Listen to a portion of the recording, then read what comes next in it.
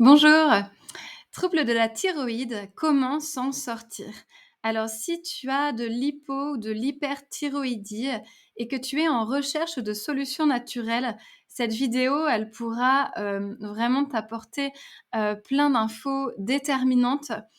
Moi, je suis Marine Farge, je suis thérapeute holistique et je ne suis pas médecin, donc c'est important d'avoir aussi un suivi médical et tout ce que je vais préconiser ici, c'est vraiment quelque chose de complémentaire à la médecine.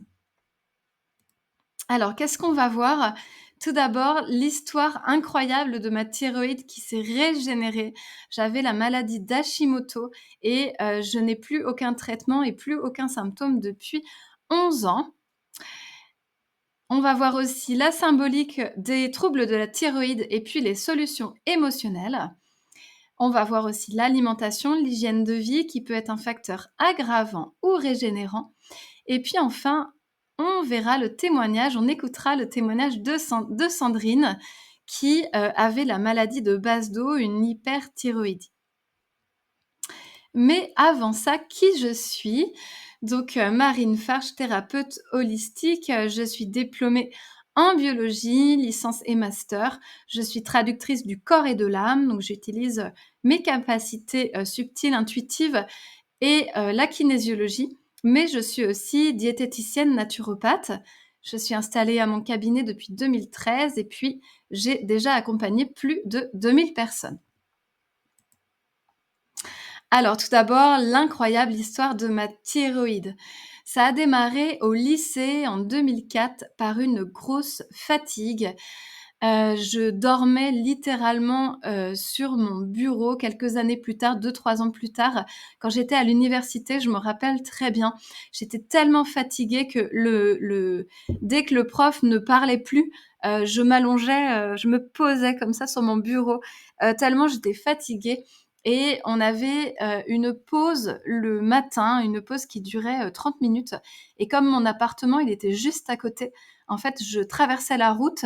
J'allais dormir, donc 20 minutes et puis, je revenais. Donc de 10 heures à 10h30, voilà, j'allais même me coucher tellement j'étais, mais dans un état d'épuisement, total et donc j'ai fait des prises de sang et puis échographie et en 2007, j'ai enfin eu un diagnostic.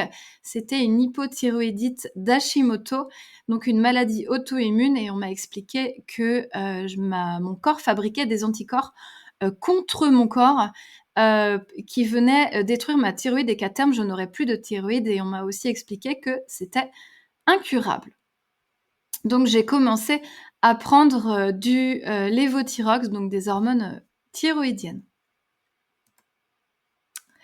Alors ici, on voit, une échographie que j'ai, faite en 2013, et là on voit donc, que le lobe droit faisait, 28 millimètres, de hauteur, le lobe gauche, 32 millimètres de hauteur et on voit en 2015 que c'est passé donc de 28 à 48 millimètres pour le lobe droit et 32 à 47 millimètres pour le lobe gauche et surtout à la fin on voit, c'est marqué en résumé: «Écho-thyroïdienne normale aujourd'hui». En 2013 et puis avant j'avais ce qu'ils appellent des plages hypoéchogènes. Donc on m'avait expliqué que c'était comme un gruyère, que ma thyroïde elle était en train de se détruire et donc j'avais des trous dedans comme un gruyère et ce qu'on voit en 2015 là où on a écrit que ma thyroïde était normale et bien c'est après un travail de libération émotionnelle que j'ai fait en 2013. J'ai pu arrêter très rapidement, les médicaments puisque je n'avais plus aucun symptôme. Les symptômes ne sont jamais revenus et donc thyroïde normale. Donc si on récapitule là, on voit bien, que le lobe gauche, il a gagné 1,5 centimètre. Le lobe droit, il a gagné 2 centimètres, et au niveau des prises de sang, tout est redevenu, normal, sans traitement, je précise. Et donc la TSH, on voit en 2024, donc l'année dernière, elle était à 2,30. Hem et donc ce qui est totalement, dans les normes, donc voilà, plus aucun symptôme. Pour comprendre, ce que comment j'ai fait, on va aller parler de la symbolique des troubles de la thyroïde. Donc tout d'abord, la thyroïde, c'est un organe qui sécrète des hormones, donc une glande qui sécrète des hormones thyroïdiennes, et ces hormones, elles contrôlent la vitesse des fonctions chimiques de l'organisme. En gros, quand on est en hyper, ça va trop vite, et quand on est en hypo, ça ne va pas assez vite.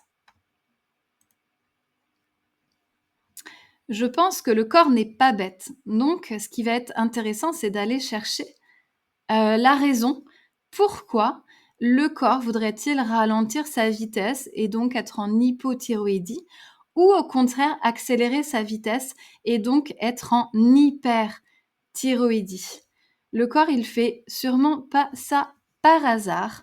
Moi, je crois vraiment que le corps, il est, très intelligent, et on va voir, la libération émotionnelle, on va voir avec mon exemple justement, qu'est-ce qu'on est venu, libérer et pourquoi mon corps, il avait mis en place cette hypothyroïdie. Donc à 7 ans, j'ai vécu un choc émotionnel. J'ai eu une amie de ma classe qui m'a arraché les cheveux.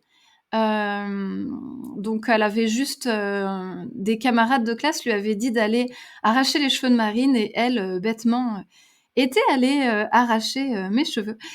Et donc il partait vraiment par poignées, hein. C'était vraiment un gros trauma, et pendant ce choc, pour me sauver, en fait, je me suis mise en petite boule et je n'ai pas bougé. J'ai attendu, en fait, qu'elle s'arrête, et finalement d'être sans énergie, de ne pas bouger, d'être sans énergie, ça a été ma solution puisque elle est partie et j'ai survécu. Donc mon corps a gardé en fait en avait gardé en mémoire que le fait de ne plus avoir d'énergie, c'est une solution pour se protéger.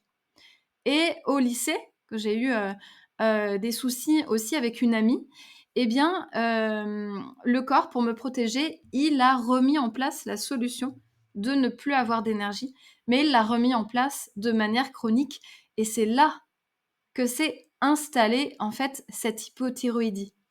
Donc vraiment, je reviens sur cette notion, de corps intelligent, puisque le corps, il a pas mis en place cette solution parce qu'il fonctionnait mal, ou pour m'embêter ou je ne sais quoi. Le corps, il a vraiment mis en place cette solution parce qu'il pensait que c'était la meilleure solution pour ma survie.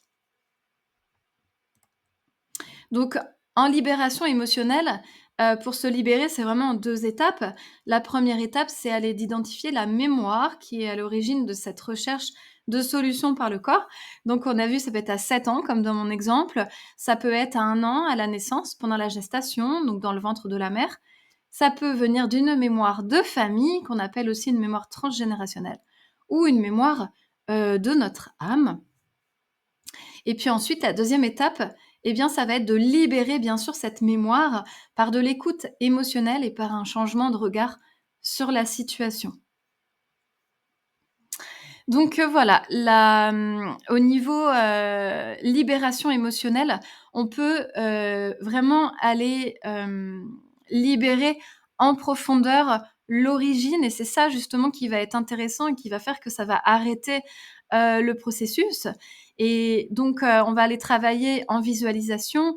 Moi, c'est ce que j'avais fait pour, j'avais, travaillé avec un kinésiologue à l'époque.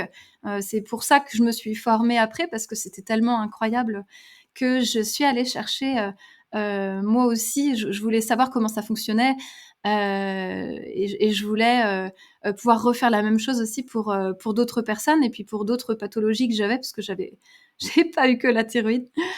Et donc l'idée, c'est d'aller faire un travail en visualisation, d'aller accueillir, la part blessée, et puis d'aller apporter de la sécurité. Donc là, quand c'était la petite Marine de 7 ans, c'était vraiment d'aller lui apporter de l'amour, d'aller lui apporter, de la sécurité, et c'est ça qui a permis au processus, de s'arrêter, et à mon corps, de retrouver un fonctionnement, tout à fait normal.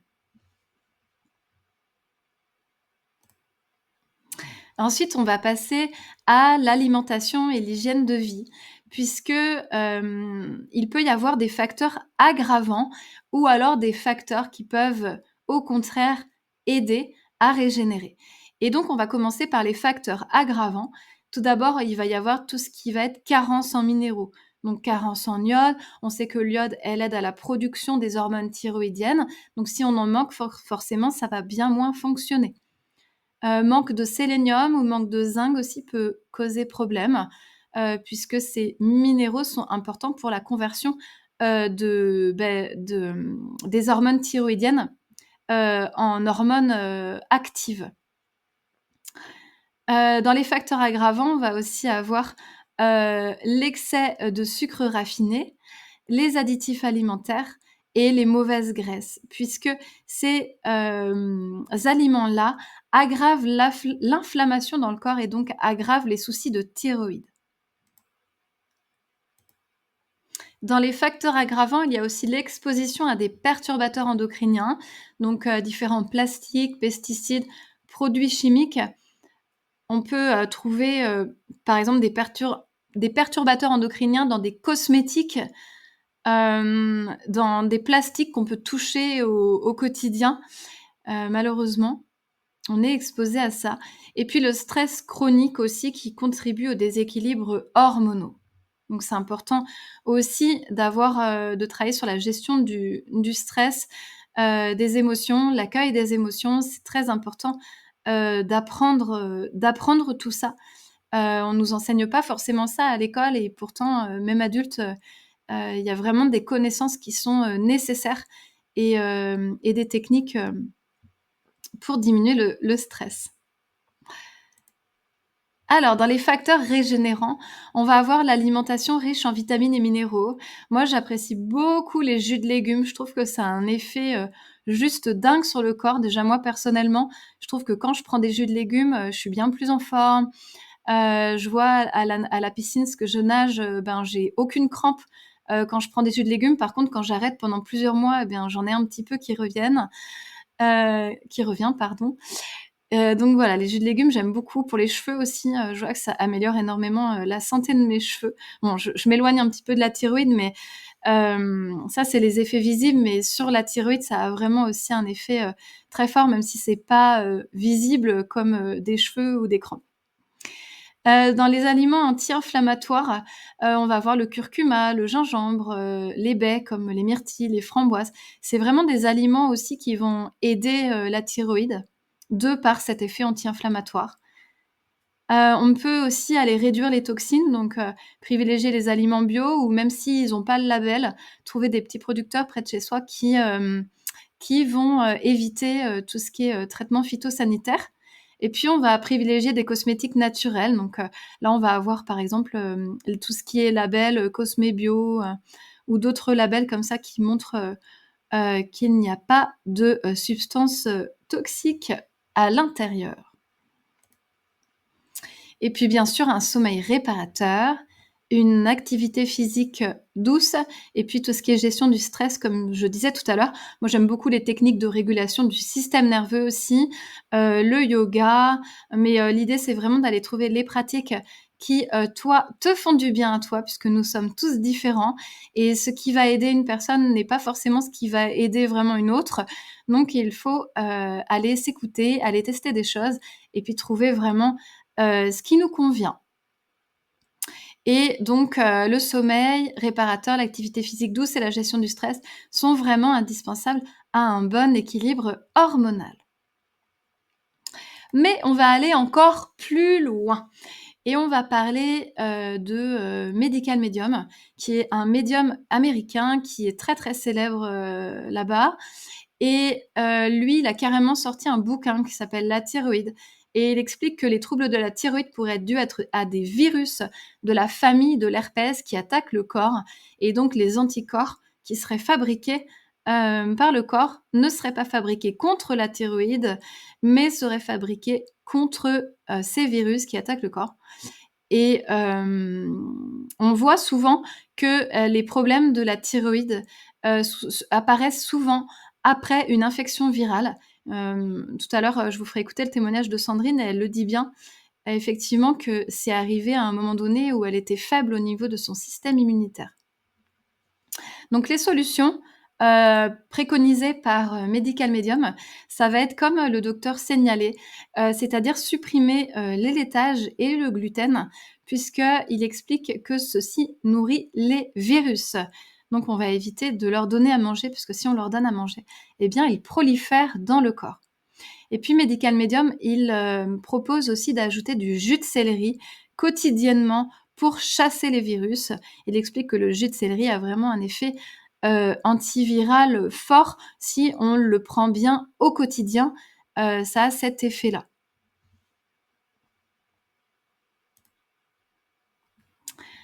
On va passer maintenant au témoignage de Sandrine. Donc Sandrine, qui a été diagnostiquée en 2023 d'une hyperthyroïdie de base d'eau. Donc c'est aussi une maladie auto-immune, mais qui provoque de l'hyper, alors que moi j'avais Hashimoto qui provoquait de l'hypo.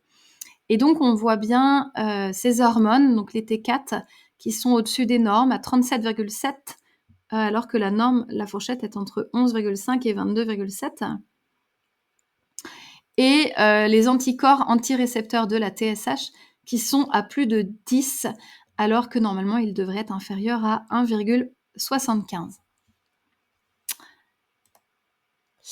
Et en 2024, elle a fait des recherches personnelles et puis elle s'est aidée d'une naturopathe et elle a supprimé les laitages et le gluten. Elle a pris des compléments alimentaires et elle m'a envoyé ses résultats début 2025 et on voit que la T4 est dans les normes et que les anticorps antirécepteurs de la TSH sont aussi dans les normes, ce qui est vraiment incroyable. Bonjour, moi c'est Sandrine. Et, Moi, je suis et je passée vous pour laisse témoigner de écouter la donc façon son dont j'ai témoignage. traité la maladie de base d'eau, qui est une hyperthyroïdie qui a été diagnostiquée il y a 1 an. Donc il y a 4 ans, j'ai subi un choc traumatique assez important et voilà, donc j'étais en état de faiblesse avec beaucoup de maux de ventre et donc je pensais que c'était suite à ce problème que j'avais des maux de ventre. En octobre 2023, j'ai contracté un virus qui s'est manifesté par des vomissements, une diarrhée, puis 3 semaines de très grosse fatigue. En décembre, je m'aperçois que je n'arrive plus à peindre correctement, plus à écrire correctement. Et c'est là que je me suis alertée parce que je sentais de la tachycardie assez importante, une perte de poids aussi assez importante et de la fatigue. C'est là que j'ai fait des analyses et donc voilà, on s'est aperçu que mes hormones thyroïdiennes n'étaient pas correctes. Donc je suis allée voir une endocrinologue qui m'a gentiment prescrit du néomercazole qui permet de bloquer la thyroïde et la production des T3, T4. Et en fait, au bout d'1 an, eh bien, une fois qu'on avait bien bloqué la thyroïde, eh bien, on donnait du lévothyrox qui permet de débloquer tout ça. Elle m'a fait la liste de tous les effets secondaires. Là, j'ai pris peur. Je me suis dit, je ne vais pas me traiter comme ça. En tout cas, moi, ça ne me parlait pas. Je ne dis pas qu'il ne faut pas le faire. Je dis que moi, en tout cas, ça ne me parlait pas. Donc, j'ai cherché un moyen naturel de soigner cette maladie de base d'eau. Et donc, c'est là que j'ai découvert qu'il y avait des plantes comme le lycope et comme l'aubépine. Et une façon de s'alimenter aussi différente, comme notamment la disparition du gluten et des produits laitiers, c'est-à-dire tout ce qui contient la caséine, donc même les fromages de brebis et de chèvre en faisaient partie. Un gros choc pour moi parce que j'étais vraiment... Je cuisinais beaucoup. Et là, j'avais l'impression qu'on remettait en question toute ma façon de faire, moi qui mange bio, qui mange peu de viande, etc. Et ça m'a vraiment mis un gros coup. Et puis, donc, au bout de quelques mois, je fais des analyses et je m'aperçois que les T3, T4 diminuent. Je m'aperçois que les anticorps sont pas encore dans la norme, mais en tout cas, commencent à diminuer. Je fais plusieurs bilans sanguins, donc en mai, en août. Et à chaque fois, je m'aperçois que les anticorps retournent vers la normale, en tout cas tendent vers la normale. Et puis, au bout d'1 an, j'avais ce fameux rendez-vous auprès de l'endocrinologue qui était prescrit dès le départ l'année précédente.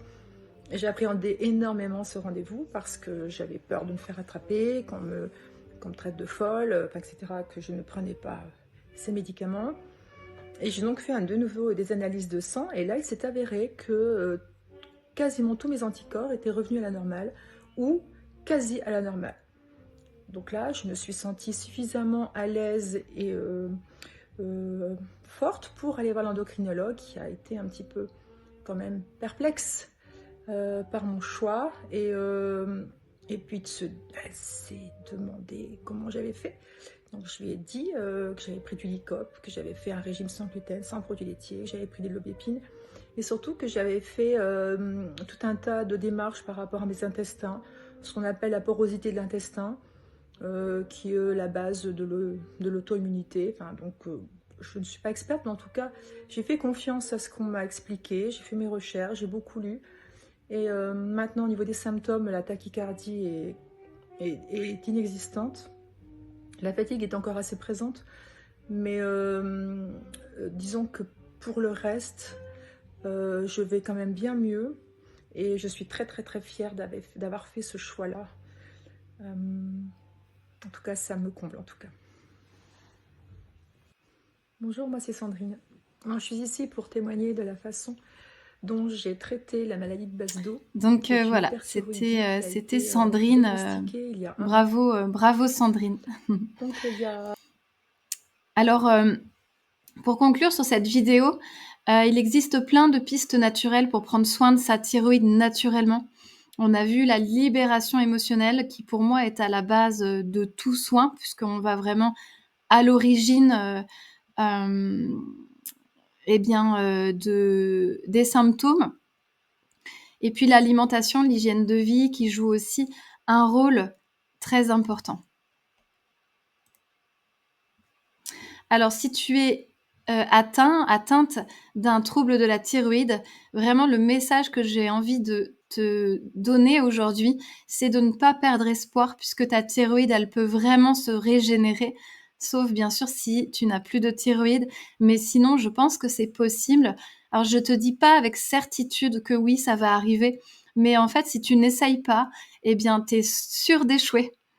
Donc voilà, je te souhaite de vraiment bien prendre soin de toi et de ta thyroïde. Et si tu as besoin, tu peux me contacter. Je serai là pour t'accompagner. À très bientôt.